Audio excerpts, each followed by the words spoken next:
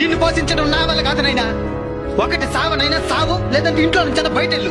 ఒంట్లో ఓపిక లేదు, సూపు సరిగ్గా కనపడడం లేదు, బయటికి తెరవేసే ఎట్ట బతికేతనైనా. బతకపోతే సావు. ఇంట్లో నుంచి తల్లిదండ్రులు తరవేసి ప్రశాంతంగా బతికే వాళ్ళని ఎంతో మందిని చూసినాను నేను.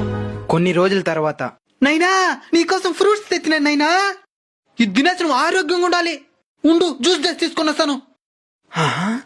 తాత మొన్నటిదాకా సావమంట ఉన్నాడు, ఇప్పుడేమి ఇంత ప్రేమ చూపిస్తున్నాడా? ఈ రోజు నాకు పెన్షన్ వచ్చే తేదీనైనా. ఆ డబ్బుల కోసమే వాడు ఇవన్నీ చేస్తూ ఉన్నాడు. ఇవన్నీ తెలుసు కూడా ఎట్ట తాత వాడి మీద ఇంత ప్రేమ చూపించగలుగుతున్నావా? కన్నవాళ్ళం కదనైనా, కఠినంగా ఉండలేకపోతున్నా. మా అలాంటి ముస్లిం వాళ్ళందరూ మీ పెళ్లిళ్ళు చూసి చనిపోవాలని ఎందుకు ఆశపడతామో తెలుసానైనా. మేము సచ్చినా మిమ్మల్ని చూసుకోవడానికి ఒక తోడు ఏర్పడిందని ప్రశాంతంగా చావడానికేనైనా. తల్లిదండ్రుల్ని బతుకున్నప్పుడే బాగా చూసుకోండినైనా, చనిపోయిన తర్వాత చూసుకోవాలనుకున్నా మా ఫోటో ఉంటది గాని మేముండం.